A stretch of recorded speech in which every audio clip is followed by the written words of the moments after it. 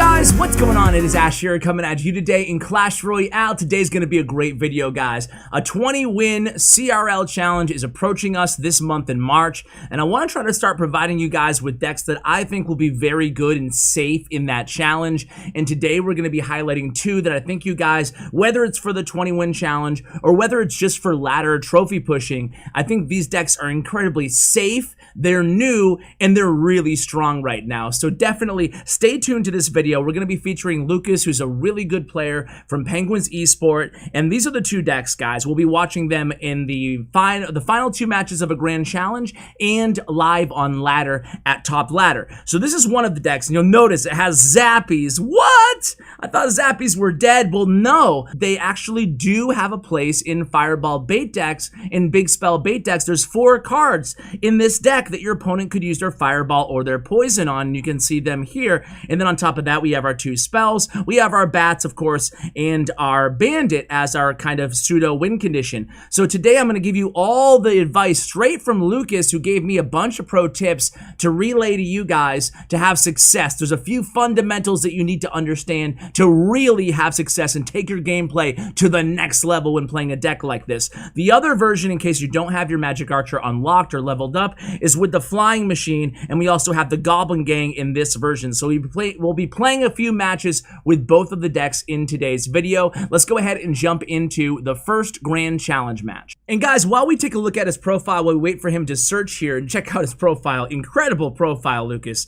I just want to remind you guys, I mentioned this in the pinned comment yesterday, and he's already inside a match, but I mentioned this inside the pinned comment yesterday, but it bears repeating on video for you guys that every single one of my videos, you always can find a deck link inside the description. To me, there's nothing worse than seeing a video with a deck that you really want to try and, I mean, talk about like first world problems, right? But having to go and manually enter in every single card. So in the show notes below, in every single one of my videos for the last, ever since they added the deck links, you'll be able to find the deck link to every deck that we discuss or have. Even in like a Pro vs. Pro, all the deck links will be there in the description below for you guys, just as kind of a PSA. So here we're going against Expo, and Expo is another archetype that has seen an increase in both win and use rates after the 4% HP buff. However, with all the extra Barbarians kind of going around right now, to me, at least in my mind, it kind of negates the benefit that you would have normally thought to see in terms of, wow, Expo's going to be crazy strong with that 4% HP buff. Although we do have a double pro Expo video coming at you guys probably Monday, and that will be Dank Gannon and that one guy, so look forward to that. So what are the keys to this deck? Let's just talk about them right out the gate here, and then we'll do the play-by-play. And you can see he's 10-2, so this might be actually a loss in terms of the grand challenge. Either way, we'll hop into ladder if we win or lose after these matches. So going against a P.E.K.K.A. Expo deck, that's interesting. But let's talk about the fundamentals of this deck, right? So first off, it is a split lane or a dual lane archetype deck. This is not, don't think just because it's Fireball bait that you always have to play your cards bunched up together. You can use Zappies bunched up together on defense, as we saw previously in this match, if you know your opponent doesn't have their big spell in hand. And sometimes you'll want to use your Royal Hogs all in one lane to punish your opponent if they drop a Golem or a Giant in the back, providing they don't have that Fireball in hand as well. But other than those situations, Lucas was very clear to me about this. He said this is a dual lane deck. How do you play this deck? It's very simple. You just split stuff behind your King Tower, right? And you wait for your opportunity. You wait for the opponent to make an investment, just like we saw there. A P.E.K.K.A. in the back, okay, it's time to attack. Then we can split our Hogs there and keep the pressure up in dual lanes. Now, what about the Bandit? What role does she play in this deck? And you can see we're just going to continue to split here. The Zappies and probably Poison comes down. We have Barbarians, I think, back in hand as well if we need them, and it looks like we're probably going to use them here in the center again, splitting the Barbarians, even though it would have been very easy to play those Barbarians right on top of the P.E.K.K.A., but we split them instead. We take that right tower down, and already, just like that, made it look very easy there, picking up that first victory. Let's go ahead and jump into the next match here, guys. Alright, that was fast, guys. Let's go into hopefully the 12th win of this GC, then we'll hop into a ladder match. But as I was saying, what about the Bandit? Lucas said, Bandit's very easy. Obviously, you can cycle her at the start like we did here. But Bandit, what you want to do is, the fundamentals of this deck, right? You're split laning, playing defense, trying to build up a push to your opponent. And then once your troops are approaching the bridge, right? Once you've got a nice little push going, a counter push or a push thanks to split lane Zappies and Barbarians and whatever, Royal Hogs, right? After that, you pick the side that you think the opponent is less likely to defend, and then you go in with a bandit on that side as well. And that, in a nutshell, is how you play this deck. Split lane, dual lane, you are not bunching things up, even when it's enticing to do so. And then you try to get that Magic Archer value. If you don't have Magic Archer, use the Flying Machine.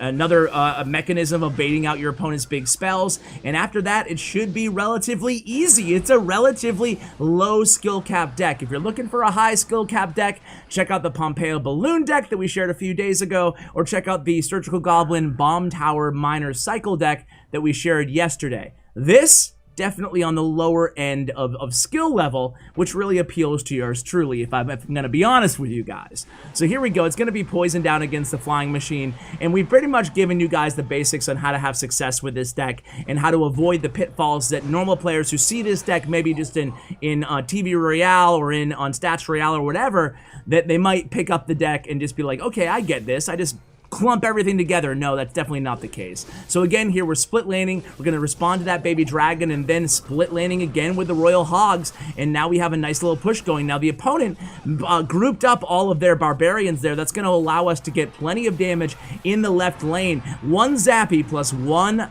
Royal Hog there, doing a ton of damage to that left tower, taking it down to 1134, make that 1064 HP. Now we respond to the Barbarians with the Barbarians of our own. We have a bandit in the left lane. Bandit's going to charge onto that miner, and here we go again, poison down on that Flying Machine as the Lava Hound makes her way across the river. Now we have Zappies all bunched up together here. Let's see what the opponent does. We did bait out their poison with the Zappies. If you're going to bait out the poison, let it be on the Zappies or let it be on the Magic Archer. That way you have full autonomy and clearance to play your Barbarians whenever you want to, however you want to, or go same lane with the Royal Hogs if you want to. But again, keep in mind that Lucas prefers, even if you do bait out their spells, he prefers, unless you're punishing, to go on, or unless it's the last push of the match, for example, he prefers to still split here. So we split in this case as well. We go into an Inferno Dragon in the left along with a Baby Dragon. In the right, the Barbarians stymie our attack. Our tower's down to 692, so this match is proving pretty difficult here. The opponent has plenty of splash damage with the Barbarians, or with the Baby Dragon,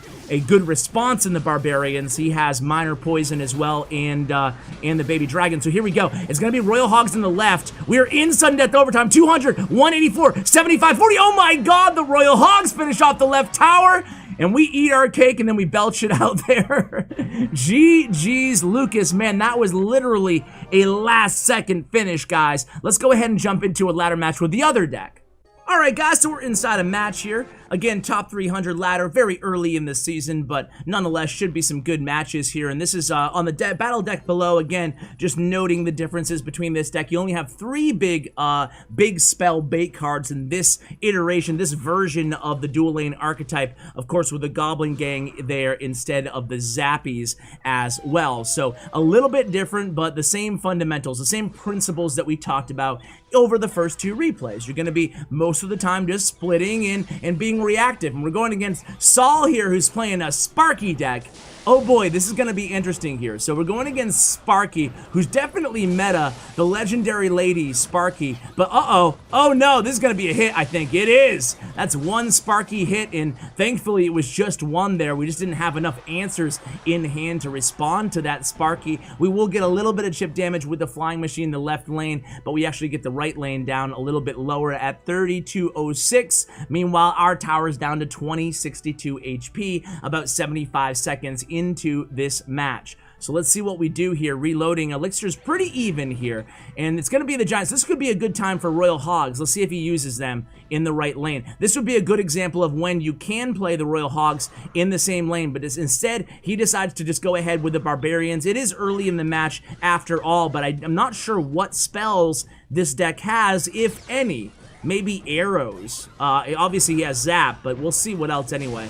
The flying machine makes contact with the giant, and then the goblin gang finishes off. He does get one swing on that left tower, though. It's going to be some defense here against this Sparky. Let's see what the opponent Saul does here. We go ahead and drop bats. He drops a mega minion. Zap comes down, and this is going to be some bandit on Sparky. The lovely legendary ladies go one-on-one in the left lane, but bandit is so strong, guys. You'll notice his bandit is not maxed out either, but she does so well against interactions like that. Like, bandit should not be able to solo a Sparky, but yet she does. Now this time in double elixir, this is noteworthy, guys. He dropped a giant. We do attack right lane with Royal Hogs in the same lane. Kind of what we thought would happen on the, or what I thought would happen on the previous sequence, but this time it's double elixir. It looks like Lucas is more comfortable doing that in double elixir rather than a single elixir time. So poison comes down against the minion horde. Really nice defense here. We do take another giant swing though on the left tower, 1448,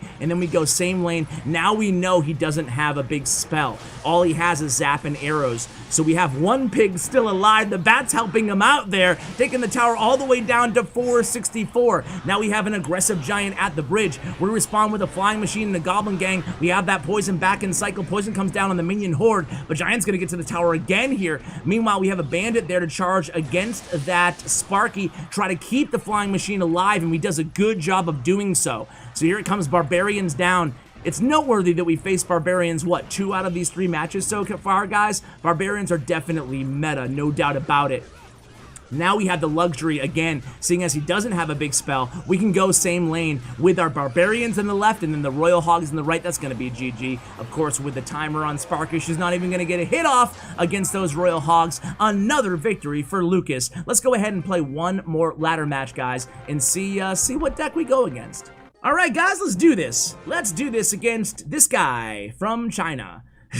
So starting plays with this deck, guys, as you would probably guess, you're just going to be splitting, right? Splitting in back of your king tower is never a bad decision, or of course playing your bandit. Now, sometimes you might need those barbarians depending on what type of deck you're going against, a hog rider deck or a very aggressive bridge spammy type opponent. So maybe it might be a better idea to keep those in hand. A little bit late with those barbarians. He does take one hog hit and then he lets out the oops because he could have avoided all hog damage there. But either way, really mitigating the damage, and the opponent responds with just archers here. And you'll notice we still have the elixir lead. They use a giant skeleton, so it's a hog rider giant skeleton deck. This is interesting. I guess you never know what you're gonna face in this meta, right? I've seen a lot of giant skeleton.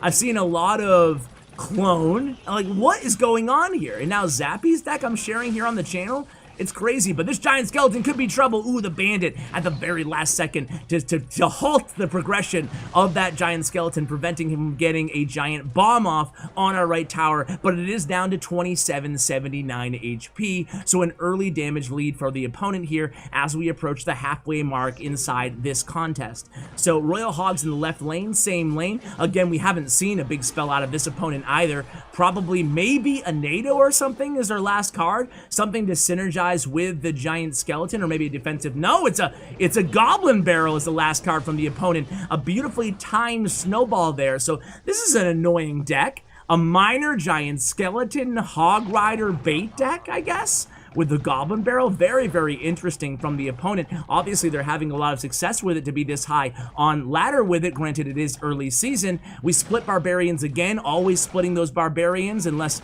of course, a hog rider is coming last second down the lane. And now we know they don't have a big spell, though. So now we do have the luxury, just like the last match, of playing our barbarians same lane. But even given that luxury, you saw there in that sequence that he still preferred to play them in the split formation against that last giant skeleton. So there we go again. Royal Hogs make contact with the left tower, taking it down to 2048. Make that 1967. It was a great year. My dad was just about born in 1967. So here we go. It's going to be a flying machine to respond to this giant skeleton here. And again, we're just going to go ahead and split those barbarians behind our tower, let the flying machine put in a little bit of work before the archers take her down. But this could be trouble, guys.